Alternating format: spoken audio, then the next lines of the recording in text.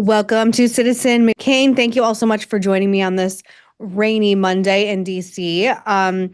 First and foremost, I need to remind you to raise your digital hand if you want to ask me or Miranda or our wonderful, we have a brand new guest we've never had on the show coming on soon, and she's a Democrat, so it's going to be very exciting.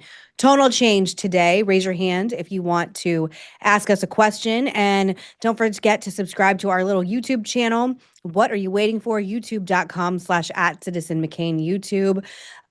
Excuse me. We have obviously some amazing breaking news to get into, Miranda, about the Israeli hostages who have finally been returned. I have a lot to say. Yeah, I woke up this morning. I knew it was happening last night, but I fell asleep. I couldn't stay up late for it. And then I woke up and saw the images, which are obviously incredibly moving and intense. But I need to give you guys some personal news, which I know some of you have been DMing me and asking me about and sending into our socials.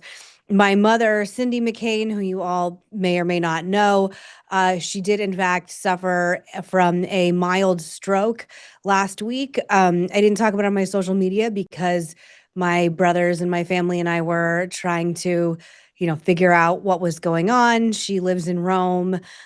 She has now flown back to Arizona with my brother Jimmy, and is just recovering very well, is currently still in the hospital, but will be leaving soon. And she is cognitively completely fine, can, talks just normal like that she always has, and texting, and I've talked to her many times, and to my family. And but she has, some physical things that have happened as a result of the stroke, but she is, all things considered, it is mild, as the doctor said, and not intense, but still scary nonetheless. But she is okay. Thank you all for asking. And again, I just didn't talk about it on social media because we were all trying to, figure out exactly where we landed in this, and she will be fine. I am glad that she is in Arizona with my family. And for those of you asking why I'm not in Arizona with my family, I am 7 months pregnant. I am not allowed to fly that far yet. I am actually going to my doctor tomorrow to see if I can get clearance to fly. But the good thing about having 6 brothers and sisters is there's a lot of family members, all hands on deck, taking care of my mom right now. So that's the family update. Thank you all so much for your questions and everything. And I just wanted to give an update because people are curious and it was announced. Well, they hear stroke and Go ahead. everybody thinks the worst thing possible. So I think everybody's really relieved to hear it, especially just coming from you. Everyone, like, it's different to read it on the news or on the website. It's much more different to hear it coming from someone who's so close. So I appreciate Thank that you. update. Yes. So thank you. And like I said, it's scary for anybody. It's scary when you hear a stroke. It was scary when my brother Jimmy first called me about it. You guys know Jimmy, he's been on the show. But she's okay. Again, I'm not going to tell you like she's fine, everything's amazing, but she's good. And like I said, thank God, cognitively completely fine. Does not like being in the hospital. I would Would like to hate go being in the, I was just about to home. say, I was Yes, like, she's probably hating just it. I would want to be at home. it's Like, not doctors come thrilled. to me. Yes. No, thank you. Yeah. So just I'm not gonna reveal the private conversations I've had with my mom, but yes, she would like to It's not be like, in the get me hospital. out of I here. think that's fine. Yes. So our guest is here. So I think we'll jump into our hot topic first and foremost. But first, let me introduce our wonderful, I'm so excited, our first time guest. And please excuse me if I do not pronounce your name correctly. Please correct me. Yemisi Egbewole. Is that correct? Yemisi Egbewole. I Oh yeah. apologize. I'm bad with No. everyone's name. So thank you so much for correcting me. And she is a former chief of staff to the Biden White House press office and now a political consultant and commentator. You can find her on TikTok and Instagram. But interestingly enough, Yemisi, not on Twitter. Do you not like Twitter? I would expect you to be on there. That was the first thing I noticed about your bio. Well, you know what? I'm actually at Yemisi on X, and let this be a plea to the gods at X to let me back in my account. Oh, I just can't What? find, guys. I just can't find the password, and everybody on every network is like, "Girl, you got to get on this thing," and I'm like, "Okay, yeah, I'll do it." tomorrow. Yeah, you know what? We actually have a Twitter person that I can put you in contact with, Alpi, Wait, because okay. I have been hacked like 5 times, and it's always people. I'm going to say this for the 7th time. I am never selling laptops on Twitter. Don't send your bank info to Megan. She is not Yes, trying to sell you a MacBook. Like, it's sadly, never gonna people that I happen. like know, like personally, were like, "Oh, great!" Like they were like messaging my thing and were like, "Oh, I'd love to buy a laptop," and I was like, "Where are these laptops that I'm selling?" Like it was horrible and took advantage of vulnerable people. But Yemisi, first and foremost, we have a lot of like. We want to do hot topics with you, but because you're a new guest, I just want to know a little bit about your background. How did you end up being the White House press office chief of staff? That's a really big job. And how did you originally get into Democrat politics? Yeah, well, I've been in DC 8 years. I started by working for Senator Mark Warner. I worked for him 3 years, worked my way up like staff assistant, answering the phones kind of thing. I had done, Hillary Clinton, Pennsylvania, state politics kind of thing the year before that. And of course, we all know where Pennsylvania went in 2016. So it was time to move out and go yonder. And his office was a great experience. I worked in tech and telecom policy. I was a policy staffer, then worked for Amy Klobuchar, Senate Commerce Committee, Tech Telecom, all the commerce issues, and then joined President Joe Biden's office as a senior legislative affairs advisor in the Office of Legislative Affairs. I did that for 2 years, and it was a lot of grind and hard work for the first 2 years, passing all that legislation. And then Psaki leaves, Karine Jean-Pierre comes in, and of course, with any White House, in 2 years, you have a lot of transition. And so I think it was just a new office, a lot of new folks, and a lot of people internally told me, we think that you kind of have the internal relationships and also just like an organizational skill. And talking to members to me is harder than talking to journalists, because journalists, nobody elected them to be difficult, but at least with a member of Congress, it's like, well, we got to get this done because they actually represent people who want them in office. So I think because I'd worked with members for a while and it worked out really well, got a blessing from Anita Dunn, who kind of like helped shepherd that in, and I hopped into media, and it was a wild ride for the last 2 years of that admin. What was it like working in the Biden White House, particularly in the communications department? There's a lot of there's a lot of mixed reaction. I wanted to ask you, and I hope, and you do not have to answer this, but I was actually surprised when Karine Jean-Pierre announced that she was becoming an independent after she left the White House. I'm an extremely loyal person in general, politically, and also to my friends, my family, but also to principals that I've worked with and also my family. And I found that like pretty shocking. Were you surprised when she decided to switch to being an independent? Yeah, I was surprised. I think that if it had been someone who was maybe the senior economic advisor or something like that, or had worked at NSC and like, Brett McGurk was like, I'm now independent. I'd be like, okay, Brett McGurk, that's fine. Your your job wasn't as the mouthpiece to not only administration, right, but like the democratic values and ideologies that President Joe Biden held. Your job wasn't going to a podium every day to speak in defense or offense of an entire White House. And I think that's probably, I know when she when the whole announcement dropped of the book, I know the reaction was swift and harsh. But I think for a lot of people who worked very hard in that place, I mean, it's not an easy place to work and maintain a good, healthy lifestyle with your friends and family. For a lot of people that gave their all, you don't just leave once it gets tough. I Mhm. agree with you on the loyalty of, even when I worked for Senator Amy Klobuchar, there's a story or two out there about her. And when people ask me about her, I go, I would have never survived in the White House had I not worked for Amy Klobuchar. She's a tough boss. Just think, if you do good work for people and people are kind to you, and you just don't leave when the going gets tough, kind of thing. So Mhm. it was a surprise to me. It was a surprise to everyone. There's not a person I've spoken to about who is like, oh, I saw that coming. You don't see that coming when the person is the White House press secretary. Totally. I agree with you about Amy Klobuchar. I actually really like Amy Klobuchar. She's friends with my mother, and I've always had like really pleasant interactions with her and find her like quite funny. So I never knew how much of that reporting was like, I always put like, you have to put a little bit of sexist veneers when talking about women in positions of power because they're just talked about differently. So I agree with you that being a tough boss is okay. But what's not okay is I have to talk to you about Katie Porter because there's a huge Yeah. difference. I'm so sorry, but we've been Yeah. really not enjoying this because it's obviously, I actually have found like some of this hard to watch. I can show you the clip that went viral. We've actually already shown it, and everybody's seen it, the one of her with the So, journalist. yeah, I But know. then, Yeah. which is pretty, again, and you worked in communications. Mhm. I don't know why you would ever speak to a journalist that way, but there's this new clip that came out over the weekend of her yelling at a staffer that I just found really insane. And I'm sure everyone else do. Yemisi, let's just play this really quick for everybody. And then I want to get your take. Thank you. The state could lose. Get out of my fucking shot. I wanted to tell you that that's actually incorrect. It's not that it's electric vehicles. It's that if we don't meet the commitments under the Paris Climate Accord. Okay, it does. Okay, you also were in my shot before that. Stay out of my shot. Okay, I'm going to start again with electric vehicles saving us money. Perfect. Okay, so Katie Porter went from having a 40% chance of being, according to Pew Research, being the next governor of California to now a 13% chance. And again, like I'm always like, well, what's the real deal with rumors and things like this?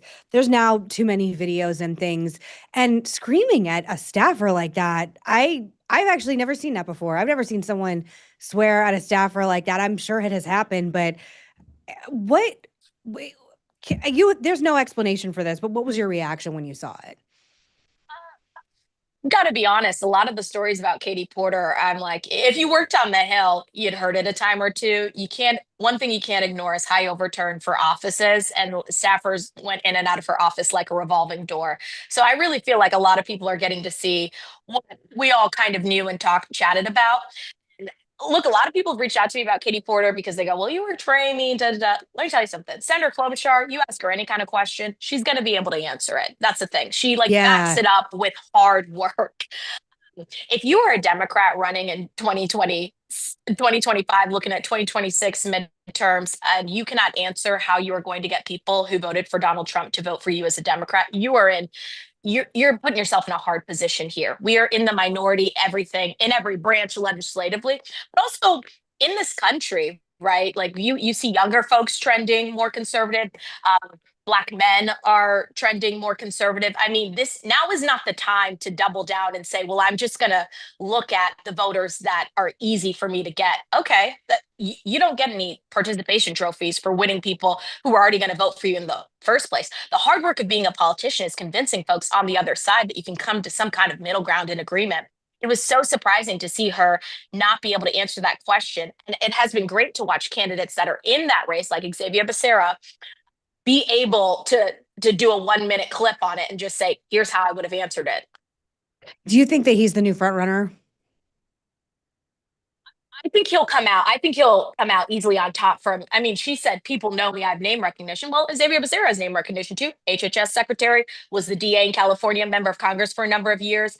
You have to be careful when you're the person at the front to be a little braggadocious as she was about her positioning, because I mean, it's politics. 1 second you're up, the next second you're down. If you believe that you're safe, then I don't think you have that kind of winner mentality. And to run a state like California, the fifth largest economy in the world, right? I mean, you have to be somebody who can join everybody together from all sides, because you're not just a state, you're a symbol of America. So I don't know if she's like yeah, it's like being mayor of New York City. Like it's more than just I mean, respectful to all the states, but it's not being governor of California is a vitally important job, and the rest of America knows who they are. But just for context, Miranda lives in California, has not been thrilled about Katie Porter. I'm actually relieved to see her down so much. She's incredibly abusive and has a long history of abuse. She's from Orange County, which does not represent a lot of the state. So that's crazy too, is like she's not from a San Francisco. If anyone should have been able to answer how you convince people to vote for you, it should have been the person representing Orange County as a Democrat. It's a largely Republican district, and it's insane that she was so on the defensive and argumentative when asked that question of a CBS journalist. And the fact that she thought that wouldn't get out, I mean, that's an incredibly viral clip. I can't believe it took 2 weeks for that to go viral. It's incredibly demonstrative of her personality and how she is. So the fact that all this stuff is now starting to pile up and stack, it's incredibly validating for candidates like Antonio Villaraigosa, Javier Becerra, like you said. So I'm glad that these other people are getting a shot, because this isn't a kingmaker race. She doesn't just get it because she thinks she should have it. Yeah, and I agree with you. Yeah, of course. Oh, I just want to say something about the clip with the staffer. just notice how the staffer didn't flinch. Mm-hmm. I know, I Used to thought it. that And she was in there too. trying to help her, give her like, no, go with this one, not that one. And then she did take her advice and go with it. So what was the point of berating her and abusing her just because she can? Mhm. But also, it's like, how much money is this staffer making? She's probably That's what I on was the about to road trying ask. to help you with your talking points. That looked like maybe that was during COVID. I don't know. And I agree with you, though, Yemisi, that Nancy Mace has a really terrible turnover of her staff as well. And people keep trying to say, like, she's running for governor of South Carolina or likely running for governor of South Carolina. And I agree with you. There's just something about if you can't keep staff and whatever you want to say about Biden. I mean, Anita Dunn has been with him, since, I think the 90s. Like, there's just, Mhm. if you cannot garner loyalty and support from even within your own office, I agree with you. It's a huge red flag. And I don't think people have taken that into account. My last question for you on the Katie Porter, and then we'll move on. People are also saying it's like a referendum on the siloing of politicians going into only the media spaces they like, meaning like Republicans only going on Fox, Democrats only going on MSNBC, because I agree with you. It's not a softball question, but that's not a difficult question. I mean, you can start talking about the economy. You can start talking about how inflation hasn't changed. Like, there's lots of ways to hit President Trump that she could have said, like, these are people that may have been misled by him, and I welcome them looking to my side. Like, I could freaking answer her question for her right now. Do you think that's part of it? Is it just like this siloing in the media, and that she's like, I guess, been babied, maybe? Because like you said, this is not a hard question. It shouldn't have been shocking for her. Yeah, I mean, when she said, and you also have so many follow-ups, I thought, oh my gosh, you are not supposed to critique follow-ups as a Mm, politician. You should welcome follow-ups. You should want all the questions in the world. I mean, and honestly, to your point about, it wasn't Newsmax. It's CBS. It mhm. just, to me, it wasn't even an antagonistic environment. I'm sure that journalist had like total integrity and would ask any question of any politician, but it it seemed like a very friendly interview with just like a hard-nosed investigative journalist who was always going to ask follow-ups because you're running to be the top elected official of the state. Mhm. How is she going to do it in a debate if she can't do follow-ups? It, Mm-hmm. it I it was know. such a weak point. And I do think that in the media, politicians do get babied a lot, which is why I actually think it's great. I know traditional media, like they don't like a lot of the podcasts, the YouTube show, but I mean, like those are where people are going for like the real questions. Like news shows are starting on TikTok because people are tired of what they're seeing just on the news constantly, the same kind of four questions and then thank you so much, we'll see you next time kind of thing. It's all these people, and from your connections to Washington D.C. and being in this area, the journalists and the members of Congress hang out in the same places, go to the same spaces. Totally. I could talk about 5 restaurants that you walk into, and you will see Totally. a journalist sitting at this table, a member of Congress here, a cabinet member here. These people all hang out together, and Yeah. so sometimes when they get in front of the television, it really is a little bit of a performance because they're going to go grab drinks afterwards. And so I kind of like that there are these non-traditional folks rising up in these media spaces that don't have those relationships, are very much on the outside and are okay with that and are going to ask the tough questions. Butterworth's, the monocle, Joe's The Crab. There's dental. literally, yeah, it's like the same five. She's not lying. It's the same freaking five places. Everybody goes over and over again. It's like DC's so incestuous. So you're totally right. And it Yeah. really isn't hard to find what you're looking for. No offense if you want to. I don't think I just said anything that isn't like a well-known thing. I wanted to ask you, Yemisi, excuse me, about obviously this morning we all woke up to see the 20 remaining live hostages released in Gaza that were returned to Israel today. The bodies of the 28 hostages who were presumed dead are still in the enclave, and 250 Palestinian prisoners have been released under the deal as well. I want to just show everyone a really quick video of Israeli hostage Etienne Moore, who was reunited with his family. Number 8, please.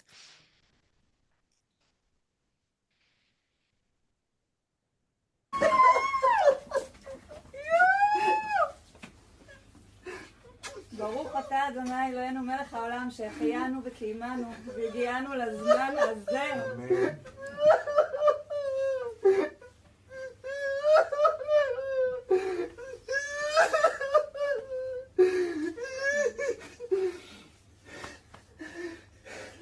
יש לך שתי ידיים, שתי רגליים.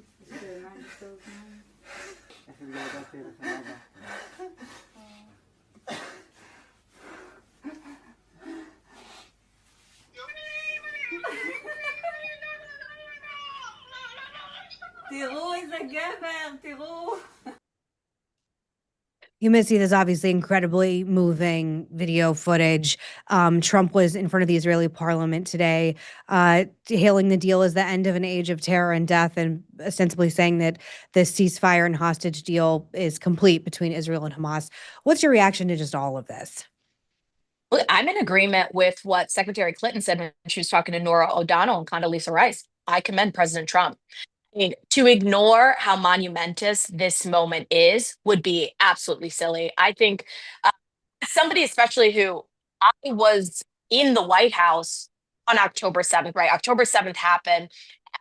Everybody gets called immediately to the White House. President Biden does an address from the White House following the attack. I mean, it has felt to all of us in America, I think, all encompassing. I mean, from October 7th to now, college campuses. I mean, not a single politician can go and do a speech anywhere without a protester erupting. It has felt like the one topic, right? Even though this conflict has existed for decades, it has felt like the one conflict that people have fallen on either side about. And so I think now here comes the true test, right?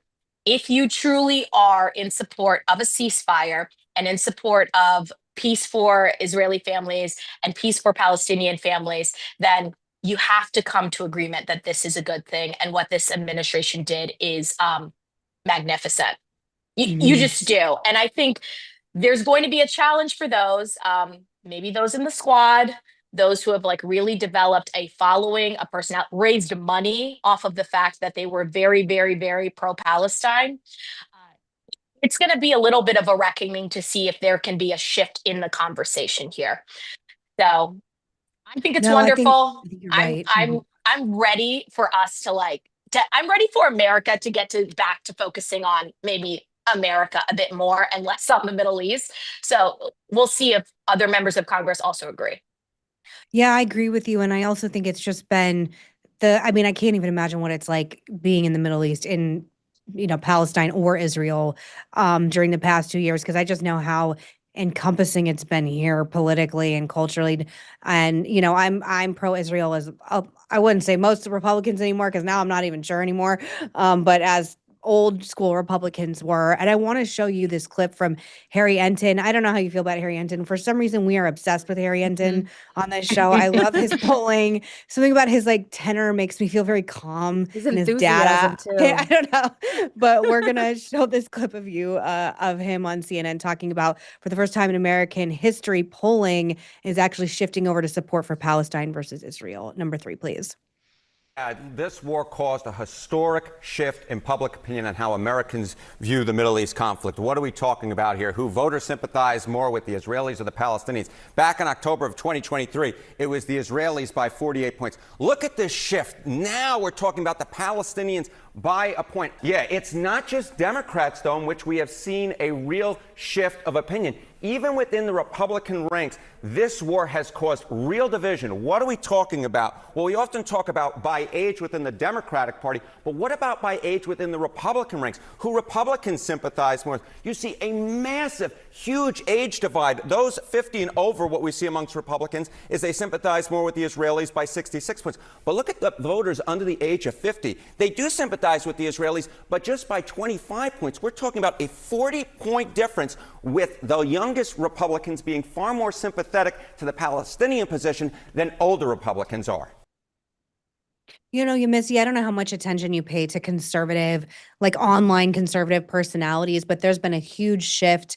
And I would go so far as to say deep conspiratorial insanity with certain figures. We don't like saying their names because everyone knows who we're talking about, and they're particularly disgusting to us. We don't want to get sued, and we don't want to get but I don't mind saying even Tucker Carlson, people like this. It's not just that I'm against Israel. It's gone into very fringe conspiracy territories, including things about Charlie Kirk's assassination, things that I think are just wholeheartedly insane. What do you make of this shift that's not just happening, again, it's not just happening among Democrats, but it's happening among Republicans as well? And I don't want to conflate support for Palestine with conspiracy people in the alt-right, because that's not the same thing. I just was asking if you had seen any of that. But what do you make of this shift happening? Do you think this is something we're going to see platformed in a different way going forward in midterms and the next presidential election? Yeah, some of those people, maybe there's another Black woman out there that has also been saying some Yes, I think we know conspiratorial where. things. Yeah. It has crossed my timeline in the fact that some Democrats have reposted it and been like, what is happening here? Yeah. It just feels like we have all hyper fixated so much on this one particular topic that now we're starting to find things that like haven't been discussed before, or we haven't. I think we have like gone through this issue frontwards and backwards. I think for Republicans, I think that they will be fine in the end on this issue. Ignoring the conspiracy theorists aside, I think they'll be fine.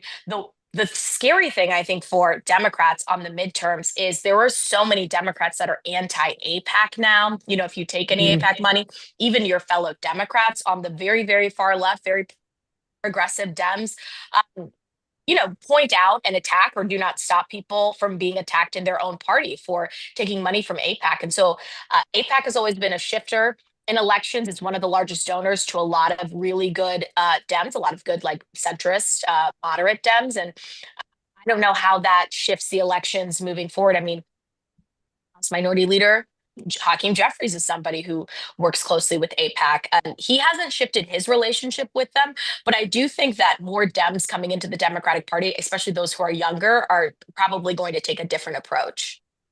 Can I ask you really quick, Missy? We let viewers ask questions, and we have Ray, I believe, wants to ask you a question. Ray, where are you? Hi, Ray. It's nice to see you. I know you want to join the conversation. Do you have a question for Yemisi? Some point, I would love to dive deeper into the issue of how this new poll and how the shift in Palestine is going to impact the 2026 midterms, because I see it as having a big impact, but that's for another time. Since we have a Democratic consultant here, the Democratic A real Party live is one, yes. a real live one. The Democratic Missy, Party. we get a lot of Republicans on, so we're always happy to when Democrats will come on as well. Just for background and purpose, people think I'm a Democrat and I'm not. But the party is a mess. It has no message. It cannot counter anything that the Republicans do. If you were advising them, what would you tell them their message should be? One that will make people pay attention. It's a great question. That is a great question. One thing that we always kind of rely on is that we're a big tent party and we just, everybody gets a say. I think it's time to cut the everybody gets a seat at the table. I think you only have a few people at the table and some folks just got a backbench. I'm a Democrat that does not believe that going more progressive means that we will gain voters. I actually believe that we will shrink voters the further left that we go, because I think that the far left of the party is based a lot in a focus on culture and a focus on ideology. And I think identity politics has crippled this party. We focus so much on people feeling comfortable and safe and saying the right words and making sure everybody has the right pronoun attached that we forgot that housing costs for the homes that people live on has increased, food has increased, utilities. I think the focus of the Democratic Party has to be on the monthlies. How much a month does it cost for the average American family to live? Yeah. And to tell people we have shifted so far from this idea of the American dream that people are just learning how to survive in this country and they no longer know how to thrive. And so let's go back to caring about how much does it cost people to live. Period. And if there are folks that say, well, that means that this identity or that means that this voice doesn't get, we have created an entire economy around identity. There are organizations that exist in the Democratic Party that raise the most money, that give the most money, that are completely identity and values based in that. That doesn't feed people. That doesn't put kids in school. That doesn't fund public education. We have got to really get back to what happens at the kitchen table for folks, period. Who do you like in the figures coming up, rising up and could possibly run for president again? Do you have a favorite? Well, look, my favorite, and my friends that are watching probably laughing right now because they know that my favorite, Governor Andy Bashir, high approval Oh rating yeah. in the state of Kentucky. And I'm just telling people, I'm like, you're a Democrat with that kind of approval Look at rating Ray. in Kentucky. Like, but, And the but chat is going crazy for Andy Bashir too. and what we all know too is the tough part is in politics today, you gotta be flashy. Our memories are that of a goldfish, and you have to stick with people. And so sometimes that lends itself to personalities, and so then that lends to who right now has the most energy in the Democratic Party? Gavin Newsom. Why? Because Gavin Newsom is doing a caricature of the president on the internet, and that gets clicks and that gets likes and it gets engagements. But I tell people, if the people that got retweeted the most, if the people that got all the TikTok views and followers, if that translated into votes, AOC would be president.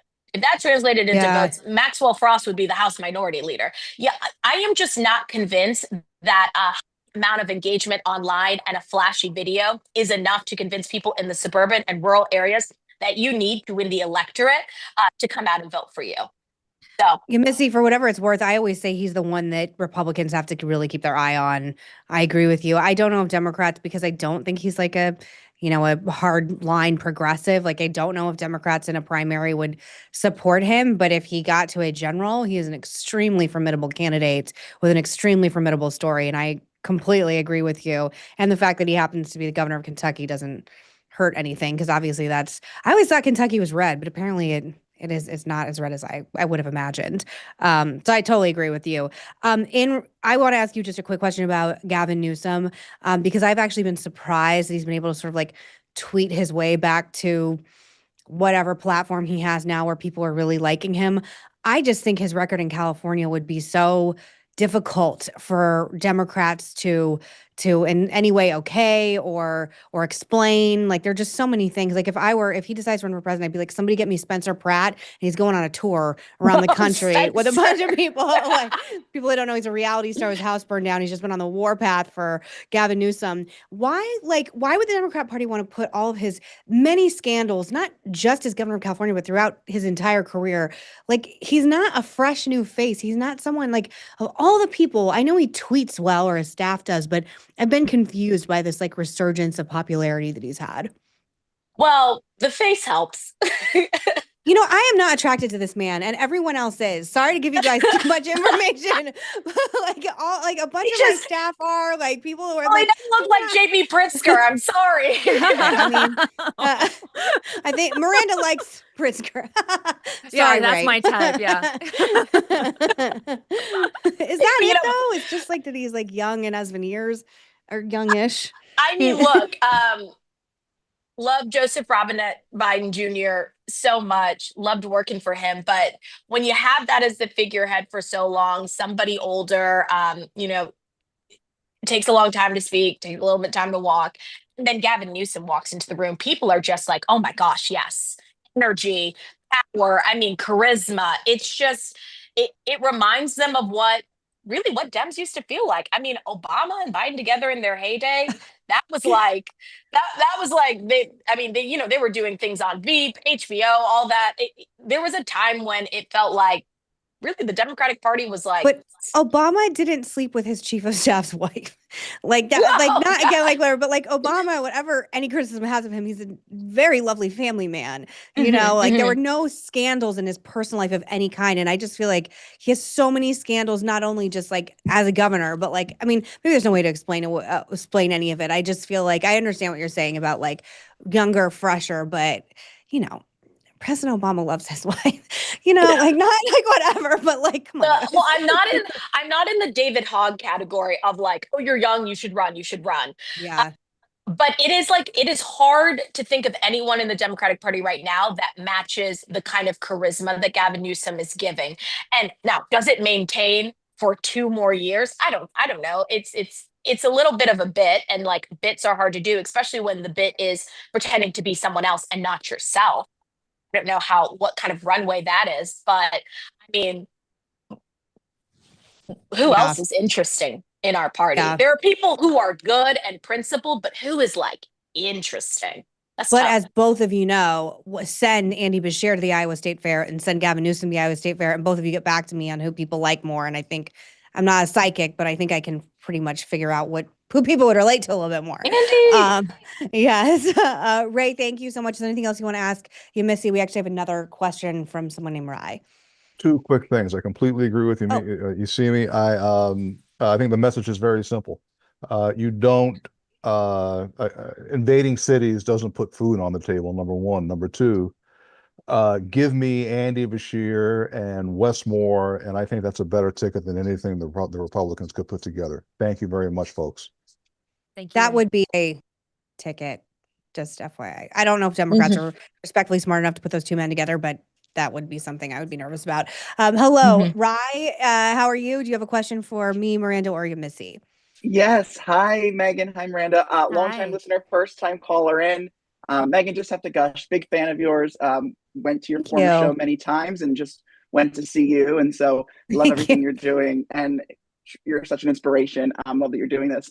My question, I just wanted to comment really on the Katie Porter thing and wanted to ask, what do you think of the Dems sort of excusing her behavior? I mean, I know you mentioned about, Nancy Mace having issues. One of the things I found so effed up with this thing, and your former show did a terrible topic on it where they sort of gushed on Katie doing this and saying, oh, well, she was going through menopause and she's allowed to, but like, you should just Oh treat my people with gosh, that's what they said? well, gosh. Joy said that, and then Oh my Whoopi gosh. was sort of like, Sounds like Whoopi a was Joy thing to say. also agreeing that, well, it's not that big of a deal, Guys, but just treat that's like saying your a woman staff. freaks out because she's on her period. Come on, you Yes, guys. that's like I the know. old lady Well, equivalent of and that. Ugh. I so know. my thing is why if this was like came out that it was insert any Republican name, the media would be losing it, right?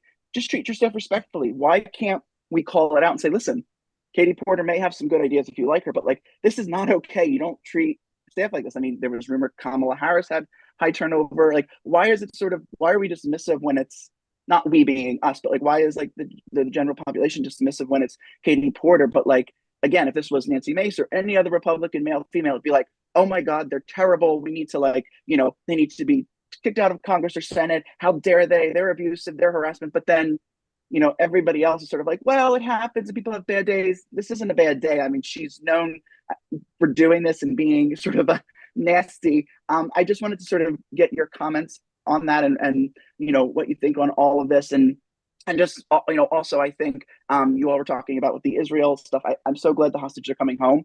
I think the left will still also find something to make a thing about it. I think they will not sleep until something happens with Palestine. And I think even though the hostages are home and we're seeing peace, I think they'll still find some way to say, free Palestine at their events because it's just insane. But yeah, that's what I wanted to say. And thank you for this, for your time. Do you want to take it, Yemisi, and then I'll answer? Yeah. First of all, I think protesters going to interrupt Kamala Harris right now in her book tour makes no sense to me. I know. What is that? The fatigue is so real for so many of us Yeah. on the left. It's just it's so exhausting. I have no idea what they want her to do about this. It's like, Would you I mind think if I interject with that just one second? Because I Yeah. saw this clip that you're talking about. There's people that are screaming at her at her book tour. And it's like, whatever criticism you have of her as a candidate, she was the candidate. She was in the arena. She was running. She was trying. She was trying to stop Trump. What do you want from her? Like, I didn't understand. They were like, you lost. And she was like, yes, I did. But it's like, I just don't understand what anyone's accomplishing screaming at her for not winning the election. I agree with you. It's irrational. She was interrupted. She just did DC at Warner Theater. She was interrupted 5 times. Warner Theater, 2 blocks from the White House. I was like, I have no idea why you're here yelling at her about it. But and really what the most constructive thing for them to do, right, is to talk about, okay, hostages are free. Our concern is Gaza, right? If their concern is Gaza, then they should be talking to members saying, what is the plan for rebuild, right? What is the plan for making sure aid comes in and they always have access to food? Like, these people are going to have to rebuild their whole entire infrastructure. I feel like if you really cared about the people in Gaza, if they really cared, that would be their concern moving forward. And that's a constructive conversation to have. And, it's interesting to me how so many people have just discovered this conflict that has existed for I so know. long. Like, if know. people are so passionate about it, you would think they had known about it for more than a year. It's incredible. APAC has always existed, and now all of a sudden they're concerned about Dems getting money from APAC. I'm like, wow, that's crazy. And on the Katie Porter thing, we have an issue with just letting people go. We just get too protective. If you critique somebody in our party, it's all circle the wagons, like you're not allowed to criticize. And we really have to get away from that. I'll tell you another example of why. Miguel Spanberger. Jay Jones sends out horrific text messages, right? The easiest thing. Could you give context to people who possibly don't know what you're yes. speaking of? Thank you. Jay Jones, currently the Democratic candidate for AG in Virginia. Text messages recently just revealed that he had sent text to a Republican wishing death on Todd Gilbert, who at the time had been the Virginia House Speaker, a Republican, not only wishing death upon him, but also on his children and his wife as well. And these text messages were just released. Jay Jones, in my opinion, has not shown enough contrition for the words that he said and what he did. And he also has not dropped out of the race. If we step back and look at it politically in Virginia, Abigail Spanberger running against Winsome Sears for governor right now, has been ahead, has been in a really comfortable position, is now facing a lot of criticism because she has not unendorsed Jay Jones. And they've done a lot of campaign stops together prior to the text messages. They obviously won't do that anymore. But at the Virginia gubernatorial debate, one of the strongest moments that Winsome had against Spanberger was the Jay Jones moment when the moderator asked, like, are you still endorsing Jay Jones? She wouldn't answer it directly. She said, I disavow, I'm a mother. The texts were abhorrent. Okay, yeah, we all agree. Now you have to do the extra step. You have to tell people that you will not endorse this man anymore. Look, he will probably still stay in the race. If you have that big enough ego to enter a race as a political candidate when you know those text messages are out there, I don't believe that you have the wherewithal to do the right thing and drop out. Okay. Her refusal to even answer the question and dance around it, to me, was just such a weak point. We do not have to protect every single person in the Democratic Party just because we feel that it's a critique on all. We kind of take it as a critique on all. I'm like, Jay Jones is a Democrat, but he's not my kind of Democrat. We're not the same kind of Democrat. And I'm okay saying that members of Congress within the Virginia delegation should not endorse him anymore. And I think she needs to do that. Do we have that clip, Ashley? Is that the clip we have? We actually have the clip you're speaking of for people that want a refresher. Number 4, please. Thank you, Ms. Spanberger. We just want to clarify, what you're saying is that as of now, you still endorse Jay Jones as Attorney General. I'm saying as of now, it's up to every voter to make their own individual decision. I am running for governor. I am accountable for the words that I say, for the acts that I take, for the policies that I have put out. Thank you. I am responsible for the policies I put out and the work I will endeavor to do tirelessly for the people of Virginia. Thank you.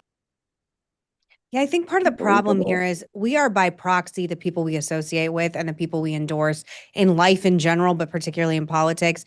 Miranda is my co-host. Ashley is my producer. If they sent texts out like Jay Jones, I apologize, ladies, we probably would not be working with me anymore just because it would be uncomfortable for guests like you two. Like, I mean, you probably won't want to come on my show. Like, it's like the same beanbag here, man. You guys, this is how it works. So I don't understand why Abigail Spanberger did that. I agree with you. And I understand what you're saying about Democrats being too territorial. I also think Republicans can do the same thing as well, just to be fair. But now my father-in-law and I are both big Winsome Sears fans, and we send each other poll numbers all the time. And right before I came on, they're within fighting distance now. And Spanberger had a very healthy lead. I think it was 10 points. Yeah. And now it's maybe 3. And again, that I have to I didn't delve too deep. Do you think that's just because people are think that response is chicken shit, quite frankly? Yeah, but I've been watching the polling, and I've not been concerned. I've been watching the Mikey Sherrill, the New Jersey race, and Abigail's in Virginia.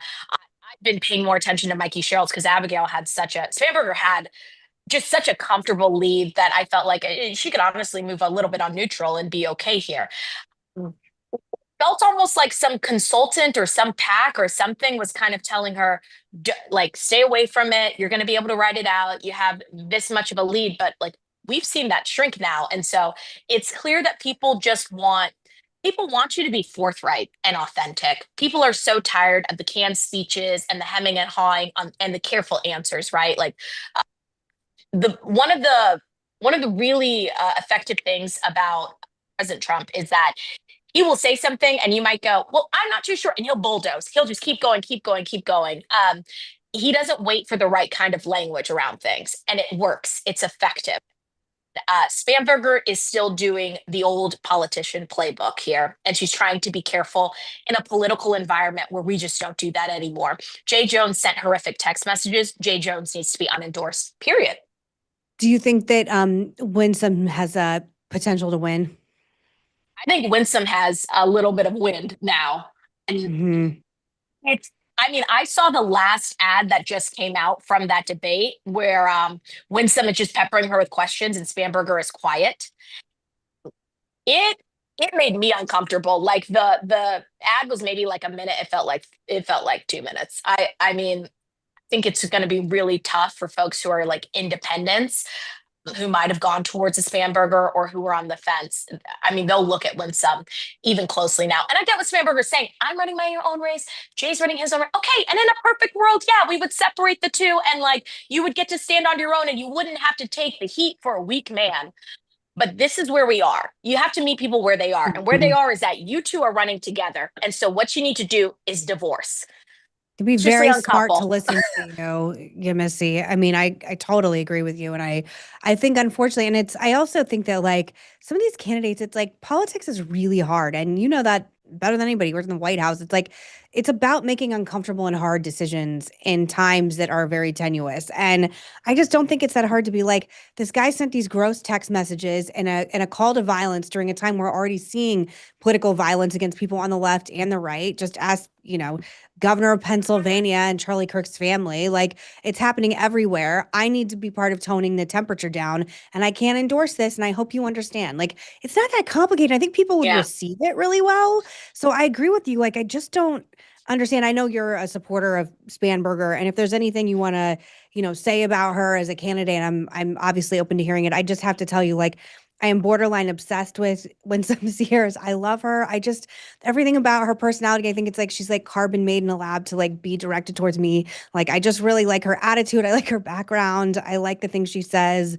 I think it'd be very cool to have the first Black woman governor in Virginia. Like, I don't know. I just really like her. But I have also seen the poll numbers. I didn't think it was a high likelihood of her winning up until basically this morning. So can you tell me why you think that Spanberger is a better candidate other than you disagree with my politics? Spanberger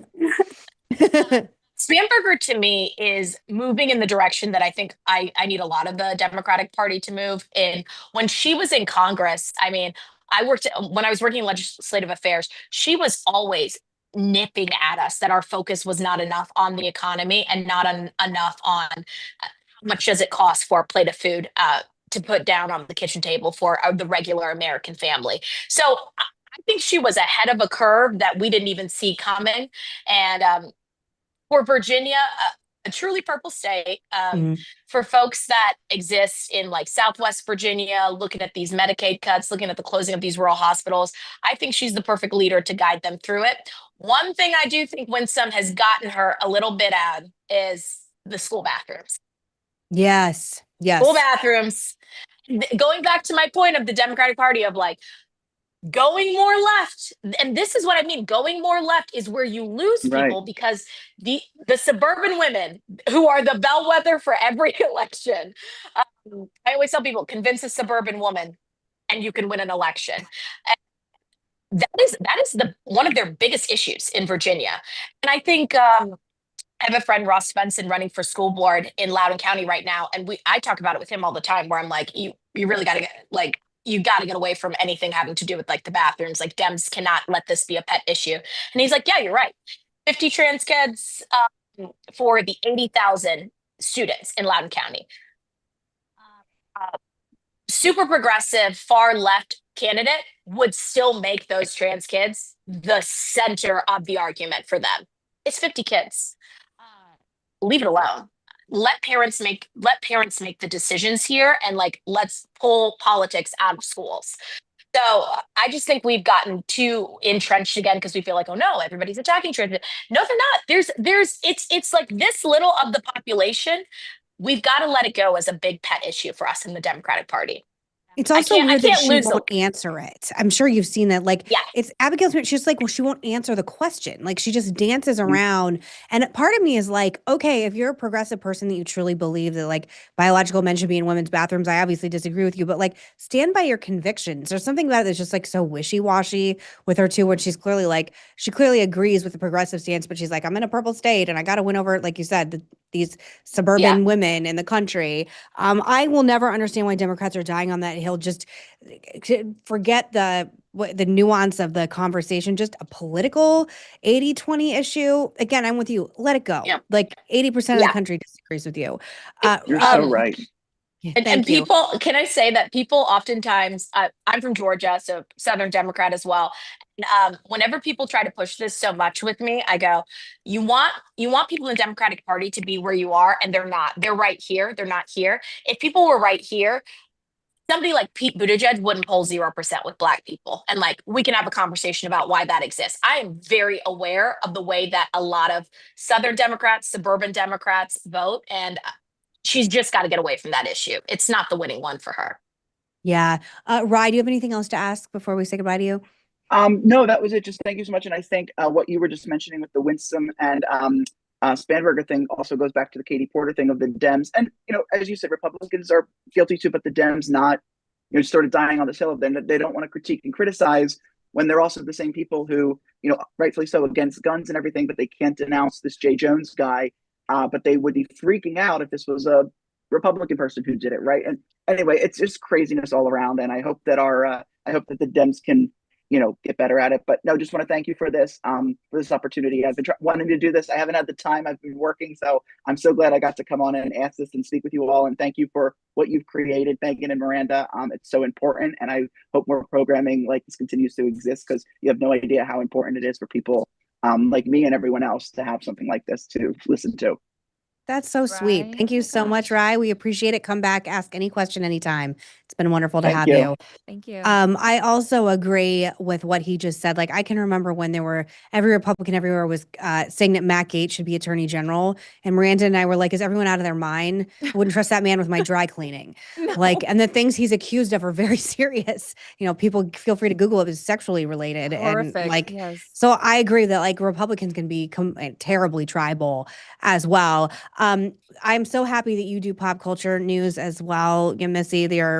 You told our booker this, so I'm so happy. We actually have like a few pop culture stuff where you're going to switch gears at the end. So I love this couple. I just want to say that I think they're a perfect match. So former Prime Minister of Canada, Justin Trudeau, and Katy Perry were rumored to be a couple, and then photos came out yesterday of them making out on a yacht off the coast of Santa Barbara. We actually have the photos. There you guys go. It's real. The couple were first linked in July when they were seen walking a dog before having a dinner in Montreal. He actually attended one of Katy Perry's concerts, and if you watch the video, she's like looking at him and smiling. And I love this couple. I don't know why anyone's smiling hating. too. I think they're matched in a lot of ways. Politically, they're obviously both very attractive. Like, they're both like, it's age appropriate for both of them. What do you think of this? Are you as enthusiastic about this couple as I am?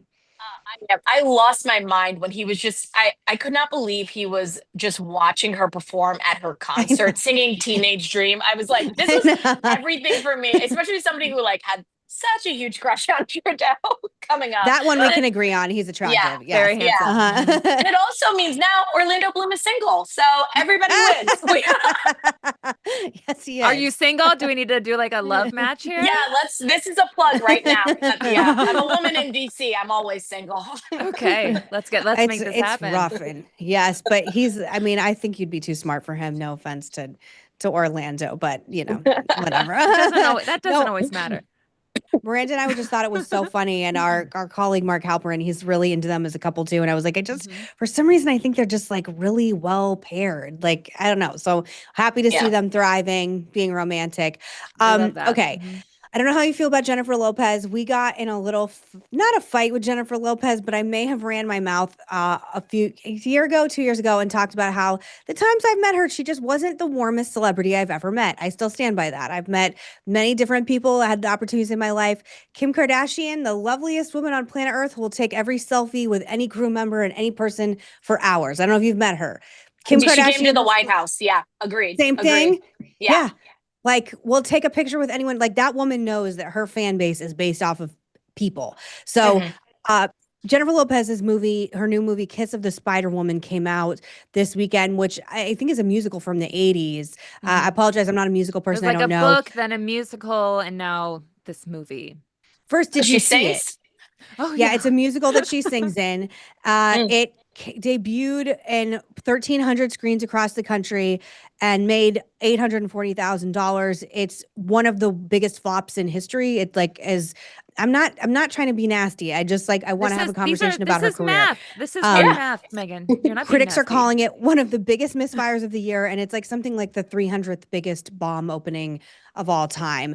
I don't understand why Jennifer Lopez is making such bad career choices, because I actually like her music and I like her as an entertainer, but the past few things she has had come out, we actually watched that Amazon show about her and Ben Affleck's relationship. It's terrible. I mean, save yourself. It was This so Is Me bad. Now, I think it This was is called. Me Now. Yes. Yeah. Ugh, Why do you think she's making such poor decisions? And who thought, yes, a Jennifer Lopez musical, like 2 thumbs Ben up. That's what Affleck people must say. actually thought it was good in a 2 Yes. thumbs up move. Didn't they have a movie that also bombed early on in their relationship? Yeah, and that made records as like for like how much it bombed. I mean, These I flops think should be investigated by the FBI. I'm convinced it's like insurance fraud at this point. Like this can't be normal.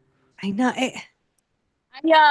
I think there's somebody on her team who keeps telling her that she's got a strong voice, because Jennifer Lopez doing a musical it's an interesting choice. It's beautiful gowns. It's an interesting choice. Beautiful gowns.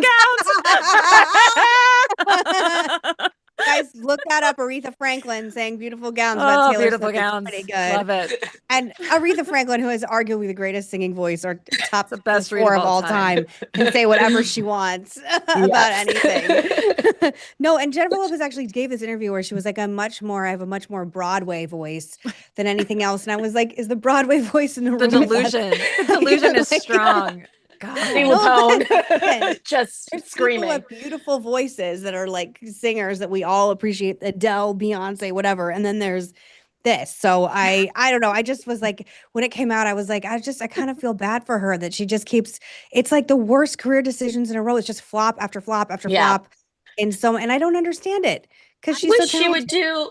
I wish she would do like a Vegas residency. I think that would be something good, consistent. She tried, could make and nobody some money. bought tickets. She tried last year. We took the story on the show, and we got in trouble for it. She tried, nobody bought tickets, and she had to cancel it. And I can't remember what her excuse was. I think it was because of the divorce. Nobody's trying to see her, and that's the problem. Is she keeps trying to shove it down our throats, and nobody wants it. So maybe just go away for a little while. What about like go back to like the Monster-in-Law Made in Manhattan era, like just those simple rom-coms? But she needs to play the mom. Like she's not playing the role. She's not playing the role. Stunning. She's 50 something years old, Megan. She can't be playing the bride anymore. Like she needs Nicole to play the mom. Stopping Nicole Kidman Kidman is good, doing Megan. softcore porn. Nicole Kidman is good. Bad wigs, good acting. Bad wigs, good acting. Wigs, I agree J.Lo, with you. good wigs, bad acting. Somebody I work with was like, you need to see Baby Girl. Did you see that? I mean, and I was like, I'm not watching it. And again, I watched Baby Girl. You did? I have 2 little children at home. I can't be watching Baby Girl. We were like, at home. this is pornography. I went to the theater to watch Baby Girl, and I was like, I don't think we should all be here. I gotta go. This is too intimate. Yeah, I was like, oh, this is an interesting choice for her.